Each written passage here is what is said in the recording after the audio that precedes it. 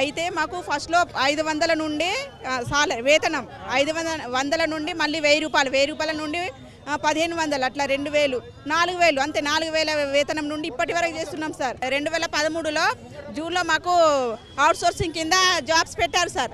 అవి అప్లై చేసినాం, almost result వచ్చింది. వచ్చేసరికి వెరిఫికేషన్ కూడా అయింది సార్. సో ఆర్డర్ ఇచ్చేసరికి కేసు వేశారు సార్. ఇప్పటి వరకు అవును సార్, మాకు ఆర్డర్స్ ఇవ్వలేదు ఇంతవరకు, ఏం లేదు సార్, మా డ్యూటీ లేదు.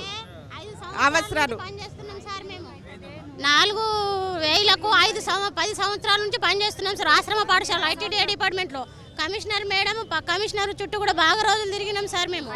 కానీ మాకు ఐటీడీఏ చుట్టూ తిరుగుతున్నాం. మాకు 5 నెలల జీతాలు రాలేవు, మాకు పనిలో కూడా తీసుకుంటలేరు. అమ్మ అపార్ట్మెంట్ లెటర్ వస్తుందని చెప్పిండ్రు, చెప్పలేరు. మేము సీనియర్ల నుంచి ఇంకా కొన్ని జాగాలలో జూనియర్లను కూడా తీసుకున్నారు. మరి మా పరిస్థితి ఏంటి అర్థమైతే లేదు. మరి పాత గవర్నమెంట్ ఉన్నప్పుడు కూడా చాలా సార్లు అన్ని ఆపేట చుట్టూ తిరిగినాము, ఎవరు పట్టించుకోలేరు. ఆసిఫాబాద్ కొమరం డిస్ట్రిక్ట్ నుంచి, కొమరంభీం జిల్లా ఆసిఫాబాద్ నుండి మేము గత 2012లో మేము సిలిండర్ అయినాం.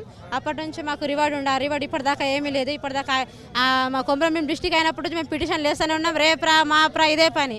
ఇప్పటిదాకా ఏం కాలేదు. కాబట్టి ఇప్పుడు సీఎం సార్ని కలుద్దామని వస్తే సీఎం సార్ కూడా మాకు కలవలేదు. ఎవరో ఒకసారి ఉండి ఆయనకి ఇచ్చినాం, మీకు ఏమో ఓటీపీ వస్తా అని చెప్పిండు. ఇక అట్లా వినేసి అప్పుడు దాకా బయలుదేరినాం బయటికి.